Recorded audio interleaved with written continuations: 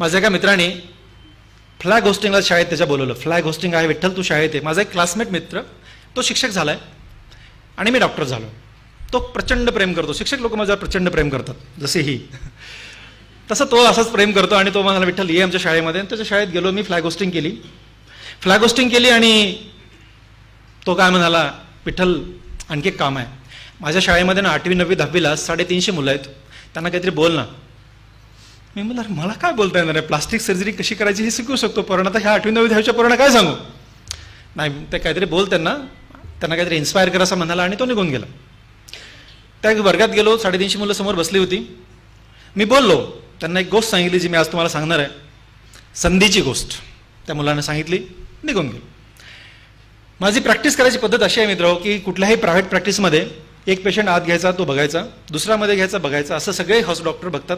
त्यातला मी काही एक्सेप्शन थोडा असा आहे की मी एकदाच 20 लोक मध्ये घेतो. एकदाच 20 पेशंट, त्यांचे 40 नातेवाईक, म्हणजे 60 लोक माझ्या ओपडीत उभे असतात. इथं जे पेशंट आहे त्यांनी एक्सपिरियन्स केले ते. एवढे लोक एकदाच माझ्या ओपडीत उभे असतात. मी मोठी ओपडी केलेली आहे, माझं वेटिंग तर आणखीच मोठं आहे, ते सोडून द्या, पण ओपडी पण एवढी मोठीची मोठी केली आहे मी. आणि मग खाली मान घालून शांतीने एक पेशंट काढत असतो. हे 20चा लॉट संपला की पुढचा संपला की पुढचा, असं मी बघत असतो. जेव्हा मी ओपडीत बसतो तेव्हा ॲट अ टाइम 50 लोक माझ्यासमोर उभे असतात. माझ्याकडे पर्याय नाही. त्याचं कारण असं आहे की सकाळ आणि संध्याकाळ 2 वेळा मिळून मी सर्जरी 8 तास सर्जरी करतो, 3 तास ओपडी काढतो, 1 तास राऊंड घेतो. हे 12 तास मला श्वासच घेता येत नाही. आणि त्यानंतर एमर्जन्सी आल्या तर माझा पुढचा वेळ मला द्यावा लागतो. त्याच्यामुळे मला याच्याशिवाय काहीच पर्याय नाही आहे. आणि आजही कुणी आला तर 1.5 महिना तारीख मिळत नाही, वेटिंग माझ्याकडे तयार आहे.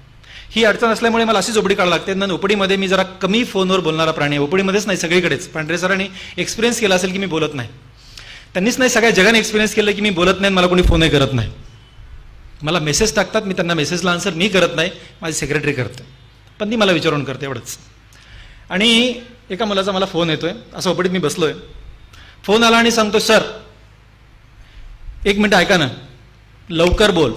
पोरांना कुठून तरी कळतं विद्यार्थी बोलतो असं म्हटलं. तो विद्यार्थी बोलतो, मला मी जरा शांत राहतो. मुलांसाठी जरा ऐकतो मी, मुलांना जरा एखादा मिनिट देतो. अन्यथा फोनवर हॅलो म्हणून मी ते माझ्या असिस्टंटकडे फोन देऊन टाकत असतो. मुलगा, मी एक तुमचा विद्यार्थी बोलतो, सर 1 मिनिट माझा ऐका, खूप महत्त्वाचं सर, बरं लवकर लवकर बोल, मी खूप कामात आहे. हो सर, मला सर्व माहिती तुम्ही कामात आहात, तरी माझा ऐका. त्याचा अठ्ठा सुटत नाही, मी ऐकायला लागलो. तो काय बोलला बघा. तो म्हणाला, सर तुम्ही आमच्या शाळेत आले होते 15 ऑगस्ट 2000 मध्ये. म्हणलं हो, अनेक शाळेत गेलो रे, पुढे सांग. नाही म्हणला, सर त्या वर्षी मी 10वीला रिपीट ॲडमिशन घेतलं होतं. ऐका, 10वीला रिपीट ॲडमिशन घेतलं होतं. म्हणलं म्हणजे त्याच्या अगोदरच्या वर्षी मी 10वीला नापास झालो होतो. तुम्ही ज्या वर्षी शाळेत आलात, संधीची गोष्ट सांगितलात, त्या वर्षी मी 10वीला रिपीट ॲडमिशन घेतलं होतं. तुमची ती संधीची गोष्ट ऐकली आणि त्या दिवशी मी ठरवलं होतं, सर आयुष्यात काहीतरी बनायचं. आणि 10 वर्षानंतर ह्या मुलाचा मला फोन, तो काय म्हणतो माहित आहे, सर आणि 10 वर्षांनी मी आज सायंटिस्ट झालोय, सायंटिस्ट. सर माझा फोन एवढ्यासाठी ऐका की माझ्या आईवडिलांना फोन करण्याचा होता, मी तुम्हाला फोन केला, तुम्ही माझा ऐका. तुम्हाला सांगू मला, आताही माझ्या अंगावर काटा उभा राहिलाय आणि तेव्हाही माझ्या अंगावर काटा उभा टाकला होता. डोळे पूर्ण चिंब झाली होती. मी पण खूप भावुक माणूस आहे. मी असा विचार करत होतो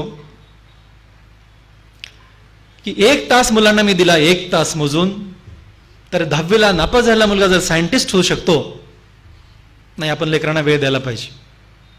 आणि म्हणून ज्या 2 प्रायोरिटीमध्ये जगणारा हा विठ्ठल लहाने पेशंट, आई वडील आणि कुटुंब, त्याच्या बाहेर आलो. आणि एक 3री प्रायोरिटी माझ्या आयुष्यात तयार झाली, ते म्हणजे तुम्ही मुलं. आणि म्हणून मी आज उपस्थित आहे.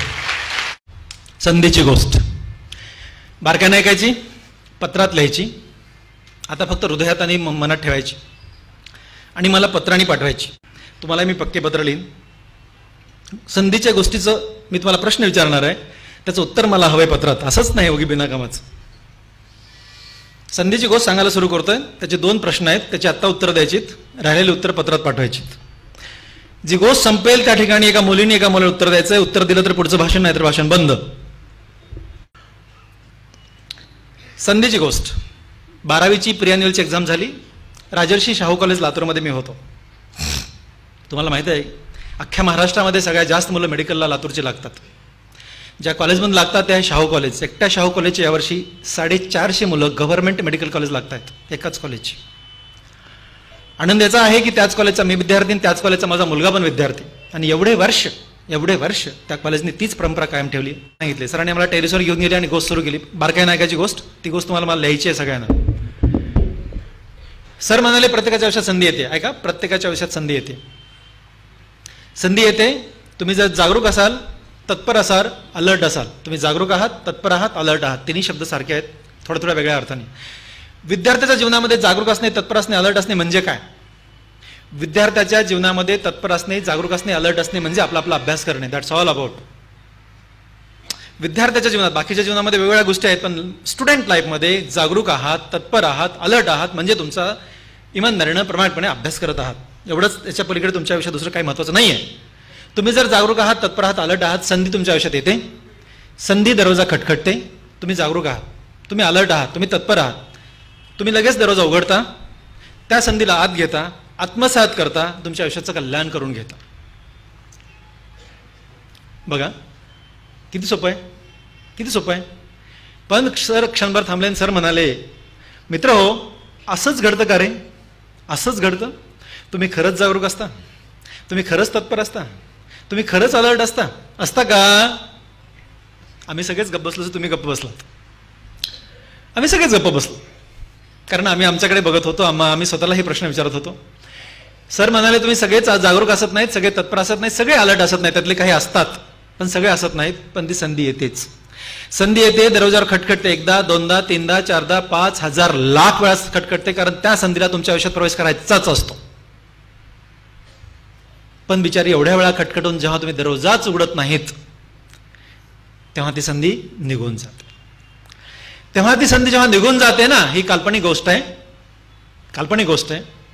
तुम्हाला जाग येते आणि जाग आल्यास कळतं की जे कुणी खटखटत होतं, जे कुणी खटखटत होतं ती संधी होती. हे तुम्हाला कळतं, हे तुम्हाला कळतं. पण मित्रांनो, तुम्हाला सांगू का, जी संधी त्या क्षणाला आलेली असते त्याची एवढी चांगली संधी पण आयुष्यात मिळू शकत नाही. एकदा जर संधीनं पाठ फिरवलं तर तीच संधी पुन्हा तुमच्या आयुष्यात येऊ शकत नाही. कळतं मी काय म्हटलं? तर पुन्हा ती आयुष्यात येऊ शकत नाही. मी ही गोष्ट का सांगितली? ही आहे संधीची गोष्ट. का सांगितली? कारण जशाच तशी गोष्ट मला का आवडते माहिती आहे? या संधीच्या गोष्टीमुळे मी गरीब गरीब गरीब आणि गरीब, एवढ्या वेळा गरीब का म्हटलं तेही सांगेन. एवढ्या गरीब शेतकऱ्याचा Vitthal, plastic surgeon doctor Vitthal Lahane झाला, ह्या त्या सगळ्या गोष्टीला ही संधीची गोष्ट कारणीभूत आहे. म्हणून मी गोष्ट सगळ्या मुद्दांना मुद्दाम सांगत असतो. कशी कारणीभूत? मी 8वी 9वी आणि 10वी, तसं मी पहिली शिकलो नाही. 4थीपर्यंत मी एका शाळेत शिकलो, जिल्हा परिषदच्या. पहिलीला मी शाळेत जाऊ शकलो नाही आमच्या घरच्या अडचणीमुळे. 2रीपासून मी शाळेत जातोय, तेही माझ्या मोठ्या बंधूंनी शाळेत घातलं. जिल्हा परिषद शाळेला 2 हॉल होते, 2 वर्ग होते.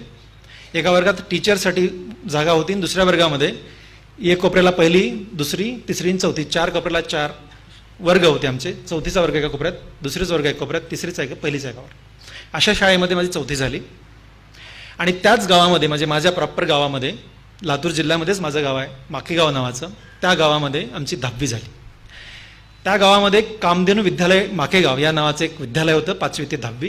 त्या विद्यालयामध्ये माझी 10वी झाली. मी तुम्हाला सांगत होतो, 8वी 9वी 10वीला मी त्या गावात शिकत होतो.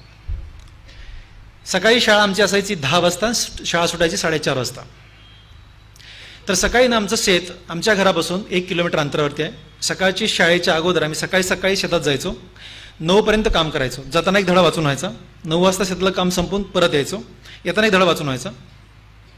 संध्याकाळी 4:30ला शाळा संपली, पुन्हा शेतात जायचो, पुन्हा एक धडा वाचून व्हायचा. येताना अंधार पडलेला असायचा. दररोज 3 धडे वाचून व्हायचे, दररोज. पण घरी आल्यानंतर अभ्यास करायला काहीच नसायचं. मला असं वाटायचं शाळेत जायचंय आणि आता होमवर्क नाही करायचं, बाकीचा अभ्यास नाही करायचा, मग शाळेत जायचं कशाला? असं ना, म्हणजे आतून इतका त्रास व्हायचा. बरं, अडचण अशी होती, आमच्या गावात लाईट नव्हती, घरी लाईट असायचा प्रश्नच नाही आहे. बरं, त्याच्या पुढची अडचण अशी होती की आम्ही एवढे गरीब होतो मित्र, आम्ही एवढे गरीब होतो की कंदिलाला किंवा चिमणीला महिनाभर रॉकेल मिळेल एवढे पण पैसे आमच्याकडे नव्हते. आणि अभ्यास तर करायचा. बरं, मी बऱ्यापैकी मोठा होतो. मायनानं जर म्हणाला असतो की अण्णा मला रॉकेल पाहिजे कंदिलाला अभ्यास करण्यासाठी, वडिलांना खूप वाईट वाटलं असतं, माईला खूप वाईट वाटलं असतं. त्यांना दुखवायचं नाही हे पक्क ठरवलं होतं. नाही म्हणजे नाही, काय हो. आणि हे डोक्यामध्ये विचार सुरू असताना काय ट्यूबलाईट पेटली मला माहीत नाही. माझ्या वर्गात एक मित्र होता सावकाराचा. माझ्या वर्गात एक सावकाराचा मुलगा होता. तुम्हाला सावकार कळतं? सावकार म्हणजे ना खेड्यागावामध्ये एक मोठा माणूस असतो, ज्याच्याकडे जरा 4 पैसे असतात. त्यांच्याकडे एक दुकान होतं, किराणा दुकान होतं. आणि मला हे माहीत होतं ह्या किराणा दुकानामध्ये किराणाबरोबरच रॉकेल पण मिळतं हे मला माहीत होतं. हे डोक्यात ठेवून मी त्याच्या मुलाला, भारत त्याचं नाव आहे, भारतला जाऊन भेटलो. भारतला म्हटलं, भारत आपण दोघं एकत्र अभ्यास करू. भारत हो विठ्ठल करू अभ्यास. तो हो म्हटला. भारत तिथंच सोडला आणि पळत दुकानात गेलो. दुकानात भारतचे वडील भेटले होते नागांना. नागांनाकडे गेलो, नागांनासमोर बसलो. नागांनाला म्हटलं, नागांना काय विठ्ठल, मी आणि भारत एकत्र अभ्यास करतो. नागांना हो मुलांना करा अभ्यास. कुठल्याही बापाला लेकराने अभ्यास करतो म्हटल्यास, कुठल्याही माईला लेकराने अभ्यास करतो म्हटल्यास काय आनंद होतो. मलाही माहिती आहे ना, तर मी पण बाप आहे.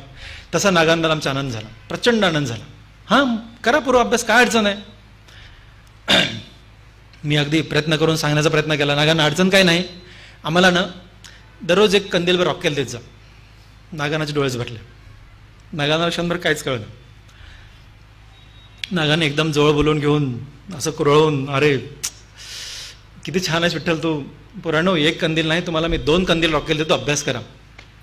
माझ्या आयुष्यातला सगळ्यात चांगला दिवस. तुम्हाला काय सांगू पुराणो, इतका आनंद झाला ना, इतक्या एवढ्या मारत घरी गेलो ना, बाप रे बाप, जिंदगीतले सगळे प्रॉब्लेम सॉल्व्ह झाले. म्हणजे इतका खुश ना, पुन्हा आयुष्यात एवढा खुश मी कधीच नाही झालो. इतका खुश झालो म्हणजे शब्दात नाही सांगू शकत. उड्या मारत घरी गेलो, अभ्यास सुरू झाला. मस्तपैकी कंदिलाच्या चुलीतल्या राखेल कंदिलाचा फुगा उजळायचा, घेऊन जायचा नागानं दुकानात, कंदीलभर रॉकेल घेऊन यायचो घरी, मस्त अभ्यासाला लागायचो. माझी माय सगळ्याच आया काम करतात, कष्ट करतात. माझी माय जरा जास्तच कष्ट करणारी आई आहे. मी तुम्हाला संदेश गोष्ट सांगतो. माझी माय दिवसभर सतत काम करते, राबते. संध्याकाळी चुलीत घालण्यासाठी गोऱ्या, ओले लाकडं काहीतरी घेऊन येणार, स्वयंपाक करणार, शेतात पाठवणार, आम्हाला खाऊ घालणार. जे काय उरलं थोडंसं ते खाणार, शिळपाकं चटणी भाकरी खाऊन झोपून जाणार. माझ्या मायला मध्येच जाग यायची. एवढंसं घर पत्र्याचं, त्या कोपऱ्याला आम्ही बसलेला असायचो. माझी माय उठली, तिला कळायचं की त्या कोपऱ्यात कंदील सुरू आहे, म्हणजे हे पोरं जागे आहेत. तिला मध्येच बाथरूमसाठी वगैरे जाग यायची. ते मध्येच उठली की विठ्ठल झोपा माय, आता खूप उशीर झाला. घड्याळ कोणाकडे असा विषयच नाही, घड्याळ खूप मोठा विषय. तिला असं वाटायचं की मी झोपून उठले म्हणजे तो उशीर झाला आहे. माय म्हणायची झोपा, बस झाला होता अभ्यास. माझा एक सगळ्या मुलांना प्रश्न आहे, प्रामाणिकपणे हात वर करून सांगा, किती जणांचे आईवडील दररोज अभ्यास बस झाला असं म्हणतात? प्रामाणिकपणे वर हात करा. बस झाला अभ्यास, झोप आता. ठीक आहे, पण तुम्ही आज माझ्यासोबत आहात आणि आज तुम्ही उडान घेतली आहे, तुम्ही माझ्यासोबत चाललात, बरोबर आहे. आजपासून, आत्तापासून आयुष्यात एकदाही वडिलांनी नाहीना अभ्यास कर म्हणायची गरज नाही पडली पाहिजे. कारण अभ्यास हा आपल्यासाठी करायचा असतो. अभ्यास करून आपण मोठे होत असतो आणि आपण मोठे झाल्यास आई वडील इनडायरेक्ट आपोआप मोठे होत असतात. म्हणून अभ्यास आई वडिलांसाठी नाही, अभ्यास आपल्यासाठी करायचा असतो. आपण मोठे झाल्यानंतर आई वडील काय मोठा, तुम्हाला मी काय सांगू आता. माझ्या माईला बापाला तुम्ही कधी भेटायला पाहिजे. न शिकलेले आई वडील किती मोठे होऊ शकतात हे जगातलं एकमेव उदाहरण असेल. अनएज्युकेटेड पॅरेंट किती मोठे होऊ शकतात हे जगातलं एकमेव उदाहरण असेल, तेवढे मोठे आहेत. म्हणून माय आणि बाप हे तुमच्या कर्तृत्वानं मोठे होत असतात. हे कर्तृत्व करण्यासाठी अभ्यास करायचा असतो. म्हणून आजपासून एकदाही तुमच्या आयुष्यामध्ये मायने बापाने अभ्यास कर म्हणायची गरज नाही पडली पाहिजे. हा झाला माझा विषय. माझ्या पण लेकराला एकदाही अभ्यास कर म्हणायची गरज पडली नाही मित्र. दररोज, आजही त्याच्याशी मी 40 मिनिटं दररोज बोलतो. तो पुण्यात आहे, मी लातूरमध्ये आहे, पण 40 मिनिटातले 2 मिनिटं त्याला फक्त झोप म्हणून सांगतो. आता अभ्यास बस झाला, दररोज सांगतो, दररोज. 3 वर्ष झालं तुला, 2 वर्ष झालं गेल्या पुण्यामध्ये आहे, 2 वर्ष दर दिवस मी त्याला अभ्यास करू नको सांगतो. मलाही तुम्ही पॉईंट घ्या मुलांनो, त्याचं काही कारण आहे. त्यातून तुम्ही मोठे होणार आहात. तुम्ही मोठे झाल्यानंतरची मजा आहे ना, तुम्हाला कसं सांगू मी आता. तुम्ही जेव्हा मोठे होता ना, तेव्हा माईला बापाला काय आनंद होतो ना, मी शब्दात नाही सांगू शकत. मी कसा फॉर्ममध्ये सांगतो, आता माझा मुलगा येऊन करतो, टिऊन करतो, असे उद्या तुमच्या आईवडील सांगतील. त्यासाठी तुम्ही मोठे व्हायची खूप जास्त गरज आहे. आणि मग आमची माय झोपली बाथरूमला जाऊन, तिथपर्यंत आम्ही थोडी वाद कमी करायचो. माय झोपली पुन्हा आमची वाद वाढवायची, कंदिलाचा अभ्यास सुरू. आमचा अभ्यास संपवायचा, पुन्हा पहाटे उठून पुढचा अभ्यास करायचा. 10वीची एक्झाम झाली. आम्ही 10वीला सगळे म्हणून 118 विद्यार्थी होतो. आमच्या गावात सेंटर नव्हतं. लातूर जिल्ह्यात एक चापोली नावाचं गाव आहे छोटं, त्या गावामध्ये आमचं सेंटर होतं. गाव फारच छोटं, सेंटर असेच काहीच कारण नाही आहे. त्या गावामध्ये आमची 10वीची एक्झाम झाली.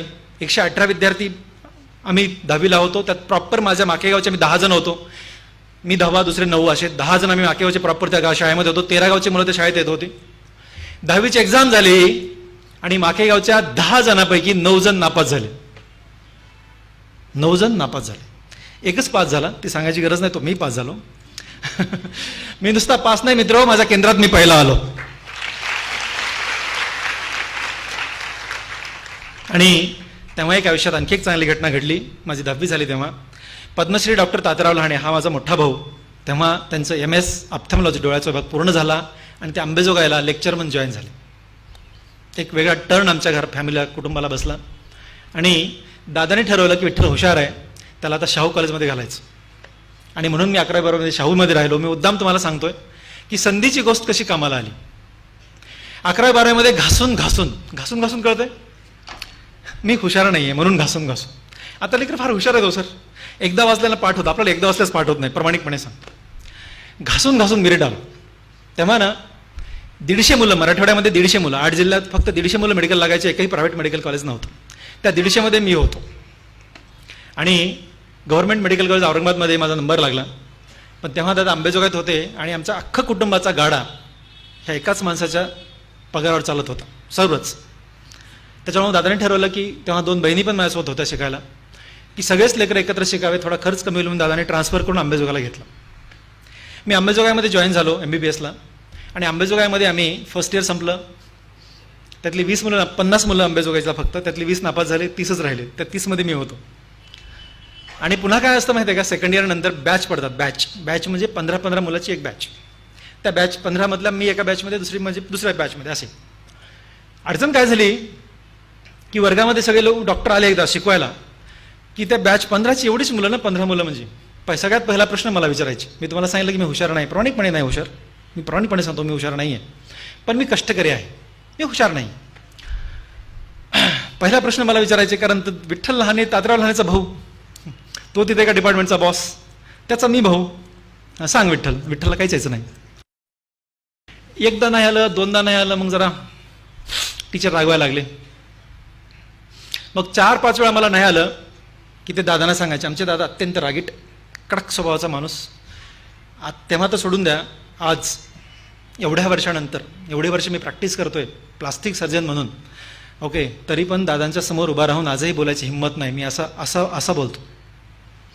एवढी त्या अतिरिक्त भीती येते, कारण आईवडिलांनी जन्म घातला आणि पूर्ण शिक्षण त्या माणसाच्या घरात माझं झालं. जे काय आज मी घडलोय तुमच्यासमोर उभा आहे, फक्त त्या माणसांमुळे आहे. डॉक्टर पद्मश्री तात्याराव लहानेंमुळे मी आहे. त्याच्यामुळे दादांची प्रचंड अतिरिक्त भीती होती. मग हे डॉक्टर दादांना सांगायचे विठ्ठलला काहीच येत नाही. मग दादा असे रागीट ना. दादा पण वहिनी प्रचंड लाड करायच्या, खूप लाड करायच्या वहिनी. मग वहिनीकडे दादांचं तक्रार जायची की तुझ्या लाडक्याला सांग त्याला काहीच येत नाही. आमच्या वहिनीनं घरामध्ये शांतता कशी राहिली हे खूप बघायच्या. हे दादांचा राग गेला 8-10 दिवसानंतर मला सांगायच्या की ते असं म्हणत होते तुम्हाला काहीतरी येत नाही.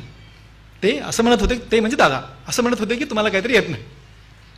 मला ना तुम्हाला सांगतो मित्र, त्या बंदुकीच्या गोळ्या कशा लागतात, बंदुकीच्या गोळ्या, तो माइल्ड एकदम मऊ शब्द वहिनींचा इतका लागायचा, कारण मला येत नाही हे ह्या टीचरकडनं दादांकडे गेलं, दादांकडनं वहिनीकडे गेलं आणि वहिनीकडनं माझ्याकडे आलं. इतका त्रास झाला मला, इतका त्रास झाला. मग मी ठरवलं काहीतरी करायला पाहिजे. माझ्या वर्गामध्ये एक हुशार विद्यार्थी होता, राजू नाईक नावाचा. हुशार म्हणजे सगळे उत्तर द्यायचं क्लासमधले सगळे. मग आता तो मित्र होता माझा. मी त्याला म्हणालो, राजू आज तू काय वाचणार आहेस, टॉपिक कुठला वाचणार आहेस? राजून सांगितलं विठ्ठल हा टॉपिक मी वाचणार आहे. म्हणलं ठीक आहे. मी पण तोच टॉपिक घेतला, तेच पुस्तक घेतलं, मी लायब्ररीत गेलो त्याच्यासोबत. आमचा राजू आहे ना, माझ्या मानेकडे बघा असं वाचायचा, मान हलवून. म्हणून मी त्याच्या ऑपोजिट बसलो, कारण त्या मानेकडे बघत मला पण वाचायचं. राजूकडे बघत बघत मी पण टॉपिक वाचला. त्याची मान जशी हलली तशी मी पण हलवली. टॉपिक वाचून झाला. दुसऱ्या दिवशी वर्गात गेलो. वर्गामध्ये पुन्हा प्रश्न विचार सुरू केले. मला विचारलं, माझ्या पण नंबर आला, मला आलं नाही उत्तर. राजूने सगळं उत्तर दिली. आता काय खरं नाही, मला एक पण उत्तर आलं नाही, प्रामाणिकपणे एक पण उत्तर आलं. आता काहीतरी करायला पाहिजे, आपलं चुका लागलं काहीतरी. मी काय ठरवलं बघा, मी असं ठरवलं, शेतकऱ्याचा मुलगा आहे मी, उन्हामध्ये शेतात आपलं काम करायची तयारी आहे. इथे छताखाली बसून पुस्तकं पाठ करायला काय हरकत आहे? पुस्तकच पाठ करायला काय हरकत आहे? आता बघा, मेडिकलच्या शेवटच्या वर्षाची पुस्तकं, एका विषयाची पुस्तकं एका माणसाला उचलत नाहीत. अशी 7 विषय, 14 प्रॅक्टिकल हे धरून 14. आणि मी ठरवलं की हे 14ला 14 विषय पुस्तकच पाठ करायची. जरा अवघड विषय होता, पण ना म्हणजे एकदा ठरवलं म्हणजे ठरवलं. आणि मित्रांनो तुम्हाला सांगतो का, रूममध्ये माझ्या फॅन होता, त्या फॅनच्या बाजूला एक छिद्र होतं. त्या छिद्राकडे कॉन्सन्ट्रेट करत धडा वाचायचा, पडायचं, पूर्ण रिवाइंड करायचा, जिथं चुकलं परत उचलायचा, परत शब्द वाचायचा, परत रिवाइंड करायचा त्याला बघत. 100 धडे वाचून झाल्यानंतर पहिला धडा आधी सुरू करायचा, 100 पूर्ण संपादित, पुन्हा 101 वाचायचा. माझी पद्धत होती. पहिला धडा वाचला, दुसरा सुरू करताना पहिला परत एकदा, 10वा सुरू करताना पहिला, दुसरा, तिसरा, 10 पूर्ण, पुन्हा तो, असं करत करत करत करत करत करत MBBSची शेवटच्या वर्षाची सगळी पुस्तकं तोंडपाठ केली. MBBSची युनिव्हर्सिटीची एक्झाम झाली. आणि सगळ्या 14ला 14 विषयातली गोल्ड मेडल विठ्ठलाला मिळाली. 14ला 14 विषयातली, माहिती तुम्हाला. आणि आमचा राजू 1, 2, 3 नाही 100 मार्कांनी मागे. तुमच्यातला कोणीही पुढच्या बॅचला कधी गव्हर्नमेंट मेडिकल कॉलेज आंबेजोगाई लागला ना, त्याला माझं चॅलेंज आहे की त्या डीन ऑफिसमध्ये एकाच माणसाची नाव आहे ज्याच्यावर 14 गोल्ड मेडल आहेत, एकाच माणसाची नावं. ते रेकॉर्ड कोणीतरी तोडा, त्याला खूप मोठं बक्षीस मी देणार आहे. मला तो एक पॉईंट तुम्हाला सांगायचा मित्र, ठरवलं ना इम्पॉसिबल असं काहीच नाही आहे. इम्पॉसिबल असं काहीच नाही. ठरवलं ना, एकदा ठरवलं ना करायचं, आपण ते असं सळ झालं पाहिजे. करायचंच असं झालं पाहिजे, मग ते बरोबर होतं. आणि एक शोध लागला. काय शोध लागला माहिती आहे? की पुस्तकं पाठ केल्यास माणूस हुशार होतो. शोध लागला की पुस्तकं पाठ केल्यास माणूस हुशार होतो. तुम्हाला आता कसं आहे की छोटं उदाहरण सांगतो, 5 मिनिटं माझ्याकडे आहेत. एक छोटं उदाहरण सांगतो. आमच्याकडे कसं असतं ना, MBBS झालं की इंटर्नशिप नावाची गोष्ट असते.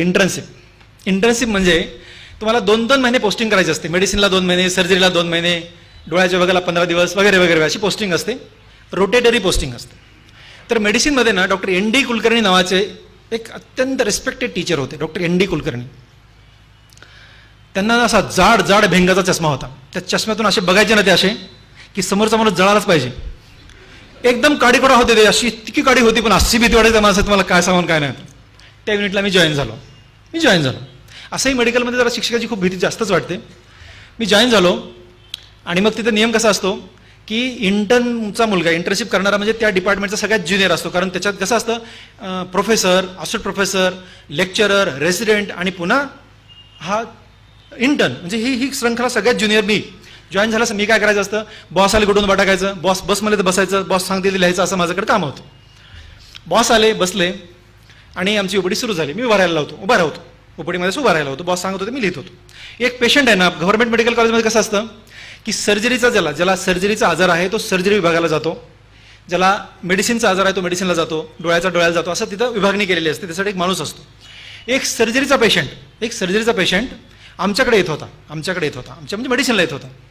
मी पाहिला असा एक पेशंट यायला लागलाय. मला ना राहवलं नाही. मी काय म्हणालो, आधीच आमच्याकडे खूप गर्दी होती, मी काय म्हणालो, बॉस बसलेले होते, मी म्हणालो, सर हा सर्जरीचा पेशंट आपल्याकडे कशाला येतोय, असं बोलून गेलो. ऍक्च्युली ज्युनियर माणसांनी बोलायचं नसते, मला माहितीच नाही. आमची सगळी सिनियर पोरं म्हणजे रेसिडेंट डॉक्टर मला म्हणाले, विठ्ठल कसं बोलला असतो, चुप. मी एक शब्द बोललो नाही.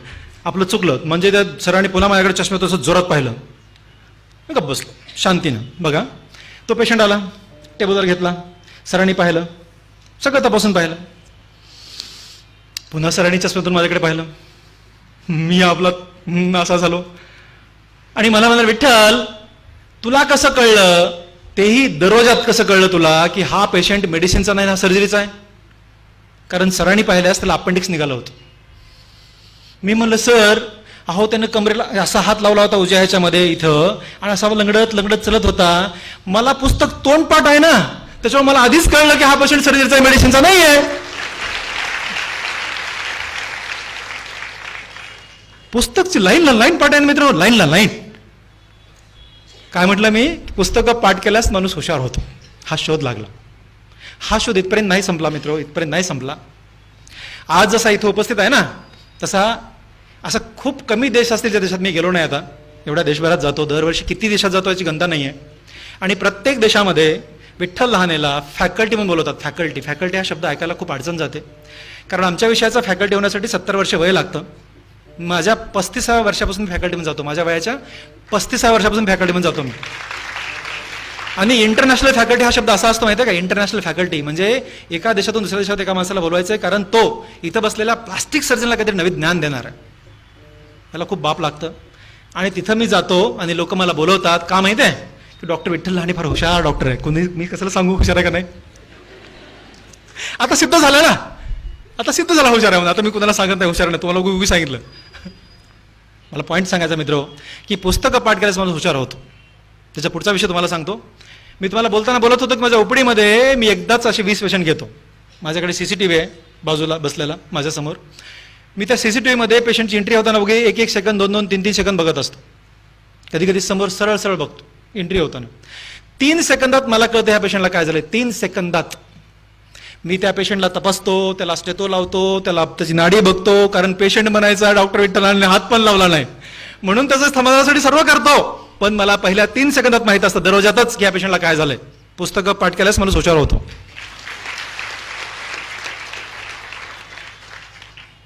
म्हणून एखादा विषय येत नाही ना तोंड पाठ करायचा. येत नाही म्हणजे काय, येत नाही काय मोठी गोष्ट. एक मुलगी सांगत होती, एक मुलगा सांगत होता की 10वीची पुस्तकं लहान असतात, 12वीची पुस्तकं मोठी असतात, MBBS पुस्तकं त्याच्यावर मोठी असतात. रे पुस्तकं मोठी होणारच आहेत कारण तुम्ही मोठे होताय.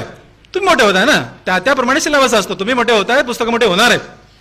आणि अभ्यास करायचे ना एन्जॉय म्हणून करायचा. अभ्यास एन्जॉय म्हणून माहिती आहे का, मी अभ्यास एन्जॉय म्हणून करायचो.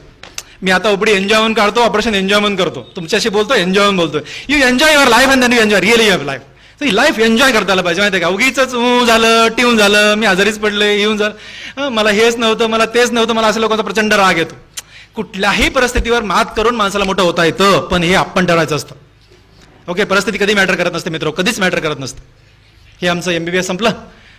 MBBS असतं 5.5 वर्षाचं. त्याच्यानंतर एक एक्झाम असते कॉलेज ऑलरेडी एंट्रन्स एक्झाम. ती एंट्रन्स दिल्यानंतर 1 वर्ष द्यावं लागतं. हे झालं 6.5 वर्ष. त्याच्यानंतर मला MS जनरल सर्जरी करायचं होतं. दादांची इच्छा होती, मी केलं होते. गव्हर्नमेंट मेडिकल कॉलेज औरंगाबादमध्ये 3 वर्ष. MS जनरल सर्जरी केल्यानंतर आता पुष्कळ झाला असं मला वाटलं, पण दादा म्हटले नाही, मी त्याच्या पुढे शिकलो नाही. आपल्या देशातली सगळ्यात मोठी डिग्री तू घेतली पाहिजे अशी माझी इच्छा विठ्ठल. त्याच्या पुढची एक्झाम द्यायची. त्याच्या पुढची एक्झाम दिली मित्र, पुन्हा all India entrance examination. MS general surgery pass झाल्यानंतर तुम्हाला तुमच्या गावात, तुमच्या तालुक्यात, तुमच्या जिल्ह्यात एक पण माणूस या डिग्रीचा नाही. एक पण. ओके, जिल्ह्यात तुमच्या एक पण माणूस या डिग्रीचा नाही आहे, मी सांगतोय तुम्हाला. आणि त्यालाही सांगितलं की MCH ही मॅजिस्टर ऑफ चिरुर्गी या नावाची डिग्री असते. MCH. ओके, तीच घेतली प्लास्टिक सर्जरीमध्ये मी. कुठं JJ हॉस्पिटल मुंबईला डिग्री घेतली. ही दादांची इच्छा होती. आणि हे सर्व प्रवास करण्यासाठी 12वी नंतर 15 वर्ष दररोज घासत होतो. पण एकदाही थकलो नाही. एकदाही, आजही थकलो नाहीये, बिलकुल थकलो नाही, अजिबात नाही. माझी बायको मला म्हणते की तू स्टुडंट असतानाच कमी काम करायचं, तर जास्त काम करतोस. कारण I enjoy my working. Okay, प्रामाणिकपणे इमानदारीने काम करायची जी मजा आहे ना, तुम्हाला मी शब्दात नाही सांगू शकत. सकाळपासून संध्याकाळपर्यंत आपलं काम. तुमच्या विषयातली प्रामाणिकपणा, इमानदारी तुमचा अभ्यास आहे. माझ्या विषयातली प्रामाणिकपणे, इमानदारी माझे पेशंट आहेत. हे जर ज्याला कळतं ना, तो माणूस जगात कधीच खाली येऊ शकत नाही. मित्र, तुम्ही लक्षात ठेवा मी काय म्हणतो ते. MCH प्लास्टिक सर्जरी डिग्री घेतली आणि दाबर सर काय म्हटलं हा विषय मी तुम्हाला सांगितला. आणि मी लातूरमध्ये प्रॅक्टिससाठी आलो. 2 कारण ते मी तुम्हाला सांगून झाले. आणि पहिल्याच दिवशी मी 5 एप्रिल 2000 या दिवशी 5 एप्रिल 2000 या दिवशी मी लातूरमध्ये आलो. या गेल्या 5 एप्रिलला मला 17 वर्षे पूर्ण झाली. प्रॅक्टिससाठी लातूरमध्ये आलो. आणि 21 मे 2000 या दिवशी मी हॉस्पिटल सुरू केलं. 21 मे 2000ला माझं हॉस्पिटल सुरू झालं छोटंसं भाड्यानं. तुम्हाला सांगतो मी आता, हॉस्पिटल सुरू करण्यासाठी मला एक भाड्याची जागा पाहिजे होती, कोणी द्यायला तयार नाहीये. दादांच्या ओळखीने कसं तरी जागा घेतली. मी एका बँकेत गेलो, मला कर्ज पाहिजे होतं 3,06,000 माझ्या इन्स्ट्रुमेंटसाठी. लातूरमधल्या सगळ्या बँकात गेलो मी, सगळ्या नॅशनल बँकामध्ये 10, 12, 15, 20 बँकात गेलो आणि सगळ्याला विनंती केली की मला कर्ज द्या. मला प्रत्येक बँकेच्या मॅनेजरने एक प्रश्न विचारला की तुमच्याकडे पॅरलल प्रॉपर्टी मॉर्गेज करण्यासाठी काय. म्हणलं 1 रुपया पण नाहीये. गाडी आहे का? गाडी. अरे विठ्ठल, हा समोर उभा आहे. या माणसाकडे ही डिग्री आहे मित्र, ही डिग्री आहे की जी डिग्री आपल्या लातूरमध्ये कुणाकडेच नाहीये. अशी डिग्री घेऊन मी लातूरमध्ये आलोय. या डिग्रीला देशात नाही परदेशामध्ये लोक उठून नमस्कार घालतात. अशी डिग्री घेऊन आलोय, तुम्हाला कर्ज देत नाहीत असं एका मी मॅनेजरला म्हणालो राग. तो मॅनेजर शांतपणे, तुमच्या डिग्रीचा मी आदर करतो, कदर करतो, रिस्पेक्ट करतो डॉक्टर साहेब, पण बँकेच्या नियमाप्रमाणे तुम्हाला आम्ही कर्ज देऊ शकत नाही, कारण आम्हाला काहीतरी मॉर्गेज पॅरलल प्रॉपर्टी पाहिजे. आणि मित्र, मला कर्ज नाही मिळालं. आयुष्यामध्ये मी गरीब होतो याचं कधी वाईट नाही वाटलं, कधीच नाही वाईट वाटलं, पण त्या दिवशी वाईट वाटलं. कधीच मी गरिबीसाठी रडलो नाही. गरिबी ही माझी शक्ती होती, ती आजही आहे, उद्या राहणार आहे. पण त्या दिवशी मात्र संध्याकाळी मी रडलो. दादांना फोन केला, खूप वाईट वाटलं. दादा म्हणून मला कर्जच मिळत नाहीये. आणि क्षणभर भावूक झालो. दादा म्हटले डोंट वरी विठ्ठल. दादांकडे काय नव्हतं, इमानदारीनं नोकरी करणारा माणूस, 7,500 रुपये पगार, अख्खं कुटुंब भागवणार, काय मिळणार आहे. त्यांनी एका त्याच्या मित्राला फोन केला आणि त्याच्या मित्राचा भाऊ लातूरमध्ये राहतो, तो मला शोधत आला आणि त्यांनी त्याची 16 एकर जमीन मला लिहून दिली आणि एका कोऑपरेटिव्ह बँकेतून आम्हाला कर्ज मिळालं.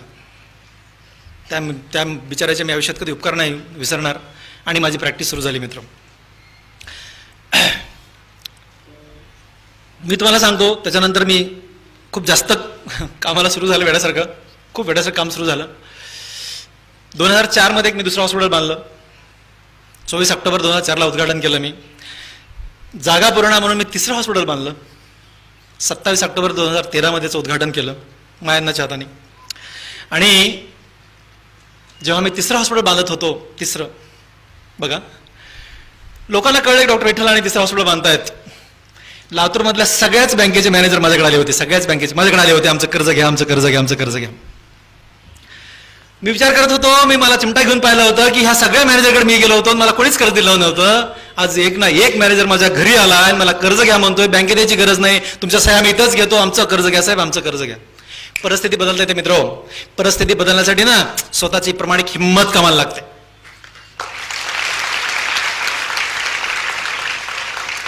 उद्घाटन केलं 21 मे 2000 आणि पहिल्याच दिवशी मी 22 मेला 3 ऑपरेशन केले.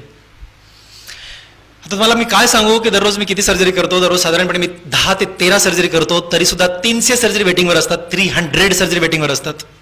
आज कुणी आला तर त्याला त्याचा नंबर 301, 302 असा लागतो.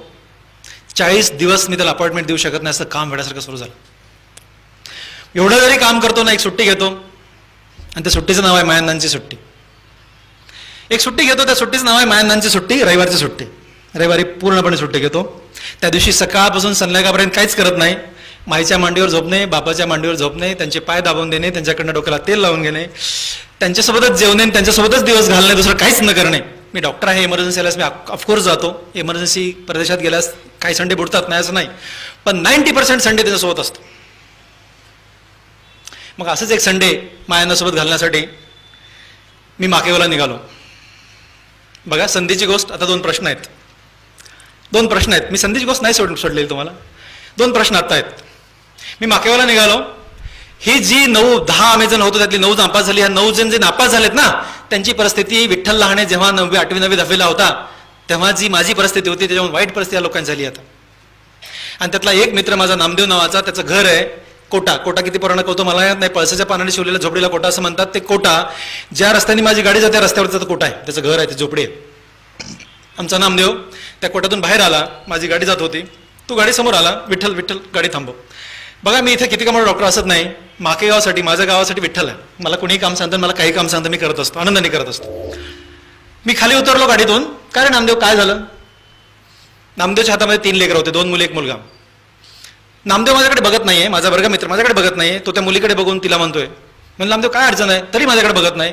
त्याच्या मुलीकडे साधारणपणे 8वीला मुलगी असेल, पूजा तिचं नाव, तिच्याकडे बघून तिला म्हणते, पूजा तुला माहिती आहे हे कोण आहेत? ते माझ्याकडे बोट दाखवून.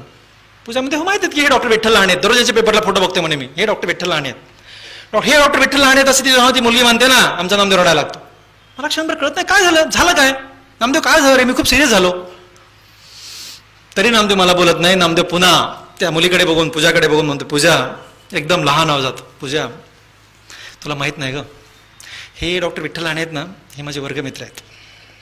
बघा इतका सीन आवाज झाला त्याचा, एकदम त्याचा आवाज असा मध्ये गेला आणि म्हणतोय, तुला माहित नाही हे डॉक्टर विठ्ठल लहाने माझे वर्गमित्र आहेत. त्याच्या पुढे जाऊन तो सांगतो की पूजा विठ्ठल आणि मी एकाच बेंचवर बसायचो. आम्हाला 10वी पर्यंत बसायला बेंच नव्हते, पण 10वीला बेंच होते. एका बेंचवर 5 मुलं बसायचे, त्याच्यात आम्ही 5 जणांपैकी 2 मी असं तो आठवण करून सांगतो. त्याच्या पुढे जाऊन तो सांगतो की विठ्ठल आणि मी एकाच टोपल्याखालच्या भाकरी खायचो. तुम्हाला कळतं का न कळतं मला माहित नाही, एकाच टोपल्याखालच्या भाकरी खायचो. आमच्या घराला दरवाजा नव्हता, आमच्या घराला दरवाजा नव्हता. माझी माय त्या पत्र्याच्या घरामध्ये मोठ्या टोपल्याखाली भाकरी ठेवून जायची दुपारची आमच्या.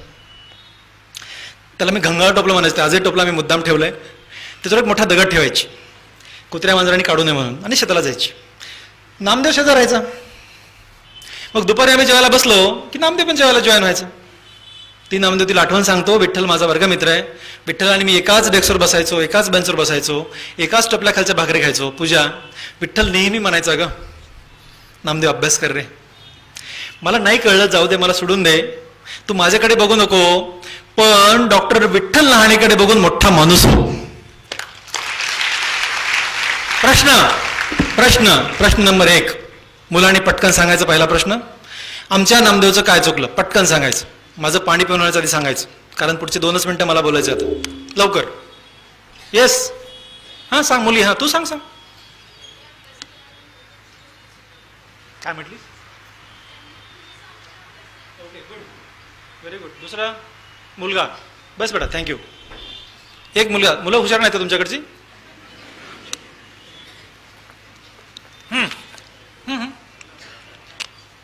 कोण सांगताय? Yes yes yes, come on. वर कोणी सांगताय? हां सांग. Good, this is good answer. मला एक मुलगा पाहिजे. हां सांग.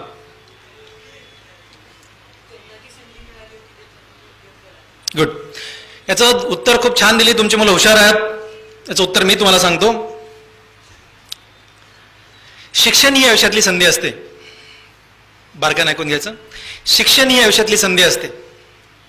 शिक्षणाने माणूस मोठा होतो, आणि शिक्षणाने माणूस एवढा मोठा होतो तो जिवंत असताना आणि जिवंत नसतानाही तर चिरकाल मोठाच राहतो. हे फक्त शिक्षणाने शक्य आहे. ही संधी, शिक्षण ही संधी जशी माझ्या दरवाजावर खटखटत होती तशी आमच्या नामदेवच्या पण दरवाजावर खटखटत होती दररोज. ती संधी मी अलर्ट होतो, जागरूक होतो, तत्पर होतो, म्हणून दरवाजा उघडला, आत्मसात केली आणि आयुष्याचं सोनं करून घेतलं त्या संधीचं. सध्या तुमच्या सगळ्यांच्या दरवाजावर सध्या दररोज ती संधी खटखटत आहे. तुम्ही तत्पर राहा, अलर्ट राहा, आणि तुमच्या ह्या संधीचं आयुष्यात, शिक्षण ह्या संधीचं सोनं करून घ्या. हा माझा तुम्हाला सल्ला आहे. बऱ्याच वेळा काय होतं, पालकांची एक अवस्था असते. पालकं मला भेटतात, लहाने साहेब तुम्हाला माहित नाही हो, तुमचा काळ वेगळा होता, आमच्या लेकरांचा काळ वेगळा आहे, या काळात खूप कॉम्पिटिशन आहे, तुमच्या काळात कमी कॉम्पिटिशन होती. तुम्हाला कोणी सांगितलं?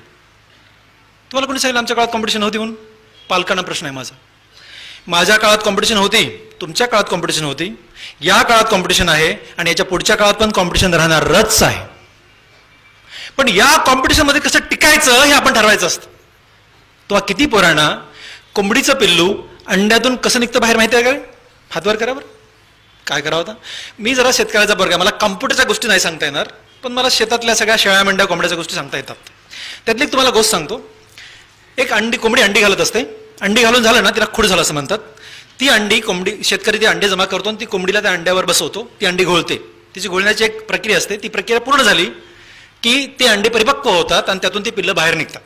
ते पिल्लं जेव्हा बाहेर निघतात, आता आत परिपक्व झालेली पिल्लं जेव्हा बाहेर निघतात ना, ते कसं माहित आहे, पिल्लाला जेव्हा बाहेर निघायचं असतं ते पिल्लू आतून अशा टोचा मारतं. आतून जेव्हा टोचा मारतं ना पिल्लू, किती वेळ मारतं टोचा माहित आहे? एकदम पातळ कव्हर फोडण्यासाठी त्या पिल्लाला, परिपक्व पिल्लाला आतून ठोचा मारत 72 तास, कधी 48 तास ते 72 तास, 2 ते 3 दिवस आतून टोचा मारावं लागतात. तेव्हा कुठे ते वरचं पातळ कव्हर फुटतात, मग त्या पिल्लाला बाहेर यावं लागतं. आजकालचा एक आळशी माणूस, आजकालच्या माणसांना काय वाटतं माहित आहे? एकदम कमी काम करावं आणि देवाने भरभरून द्यावं. पोरांना पण काय वाटतं माहिती आहे? पोरांना एकदम कमी अभ्यास करावा आणि देवाने भरपूर मार्क द्यावेत. असं होत नाही मित्र, असं होत नसतं. पण आजकाल लोकांना त्याच्या पुढे गेलेत लोक, माहिती आहे का तुम्हाला? काहीच काम करू नये, फक्त आ करावं आणि देवाने आपोआप मध्ये घालावं. आता काय करावं? काम नको पण सगळं मिळालं पाहिजे. पण तुम्हाला सांगू का मी, कष्टाविना जे मिळतं ना त्याच्यावर वाईट काहीच नाही. पण कष्टाने प्रामाणिकपणाने जे मिळतं ना त्याच्यावर जगात चांगलं काहीच नाही. म्हणजे हे जर तुम्हाला कळलं ना मित्र, तुम्ही काय सांगा, काय एन्जॉय करता लाईफ. म्हणजे जे कष्टाने मिळतं ना त्यातला, मी जेव्हा पहिली सायकल घेतली होती ना, रात्रभर झोपलो नव्हतो, कारण माझ्या कष्टाची, माझ्या इमानदारीची, माझ्या घामाची मी सायकल घेऊ शकलो होतो. तुम्हाला सांगतो ना, याच्यामध्ये जे खरं जगणं आहे ना, ते जगणं असंच मिळण्या गोष्टीत नाहीच आहे, आणि ते टिकतच नसतं. झगमगाट हा टिकत नसतो, कष्टाने इमानदारीने कमावला झगमगाट टिकतो. पण आजकालचा एक आळशी माणूस त्या पिल्लाकडे बघतो तो म्हणतो, यार एवढंसा पातळ कव्हर फोडण्यासाठी या पिल्लाला 72 तास ठोक्या मारायच्या. आळशी माणूस. No, this is not fair, हे योग्य नाही असं म्हणतो. तेवढ्यात दुसरं पिल्लू आतून ठोक्या मारताना पिल्लू कसं कळतं माहिती आहे? ते अंडा असं गोळगोळ फिरत असतं. ते कळतं त्याला की ठोक्या मारायला सुरू केलं. त्याने 2-4 ठोक्या मारल्या, त्या अंड्याला हातात घेतो आणि त्याला म्हणतो, नो, तुला मी एवढे कष्ट करू देणार नाही. वरतून ठोकी मारतो, टाक म्हणजे ठोकी मारली, आणि कव्हर फोडतो. त्या पिल्लाला म्हणतो, ये बाहेर, कम. ते पिल्लू बाहेर येतं. ते पिल्लू बाहेर आल्यानंतर ह्या आळशी माणसाला एवढा आनंद होतो की या पिल्लाला मी काहीही कष्ट न करू देता बाहेर काढलं. पण तुम्हाला माहित असावं की पुढे त्या पिल्लाचं काय होतं. पुढे त्या पिल्लाचं काय होतं माहिती तुम्हाला कोणाला? पुढच्या 2 तासात ते पिल्लू मरून जातं. पुढच्या 2 तासात ते पिल्लू मरून जातं. का माहितीये?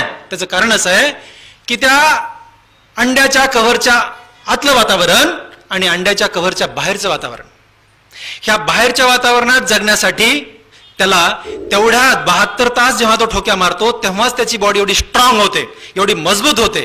त्या 72 तास ठोक्या मारल्यानंतर आणि तेव्हाच ते पिल्लू या वातावरणात जगू शकतं. तद्वतच तुम्हाला जर या वातावरणात जगायचंय, ह्या कॉम्पिटिशन युगात जगायचंय, या कॉम्पिटिशन युगात आकाशाला गवसणी घालायची आहे, तर ठोक्या मारा, ठोक्या. आणि पालकांना सांगतो तुम्ही आगवरून ठोकी नका मारू, पोरांना कष्ट करू द्या. कष्टाने ऊर्जा मिळते. लेकरांनो तुम्ही लक्षात घ्या मी काय म्हणतो.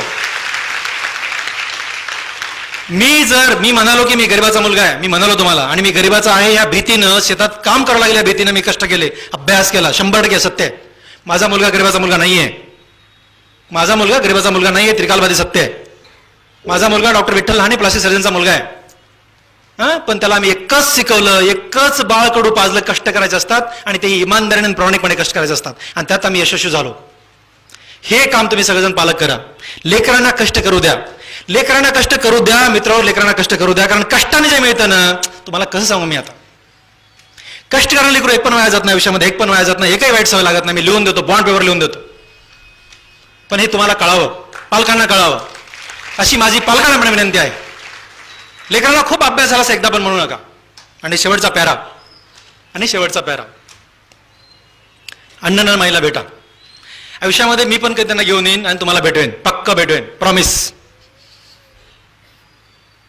माझ्या तुम्हाला मी पक्का भेटवेन. एवढ्यासाठी माझ्या अण्णांना भेटा की अण्णांना बघा. माझी अण्णा एकदम आमचे पातळ आहेत.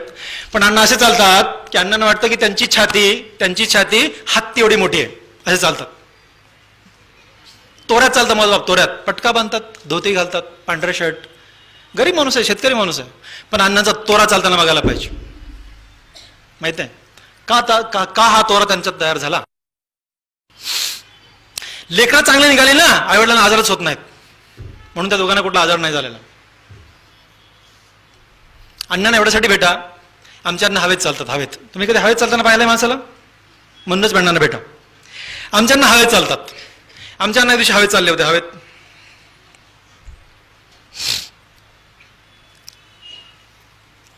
मी ओपडीत बसलो होतो, अण्णा हवेत चालले होते. मी अण्णाकडे बघितलं की अण्णा असे हवेत हवेत हवेत चाललेत. अण्णा म्हणलं अण्णा म्हणले का रे? अण्णा म्हणलं तुम्ही पडाल हो. अण्णा म्हणले का?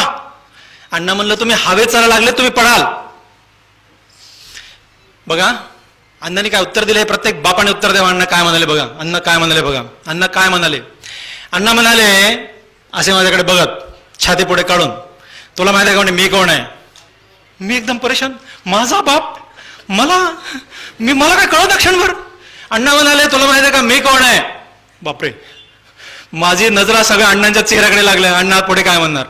अण्णा म्हणाले तुला माहिती आहे का मी कोण आहे? मी पद्मश्री डॉक्टर तात्याराव लहाने आणि हा प्लास्टिक सर्जन डॉक्टर विठ्ठल लहानेचा बाप आहे म्हणे. मी कसा पडतो?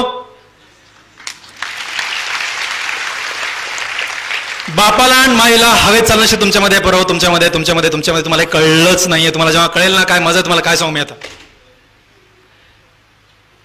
आणि म्हणून त्यांना भेटा तुम्ही, त्यांचा तोरा बघा, त्यांचा रुबाब बघा. आणि म्हणून मला म्हणाला होतो मी की न शिकलेल्या आवडे सुद्धा ह्या देशातले, ह्या जगातले सगळ्यात मोठे आवडे होऊ शकतात.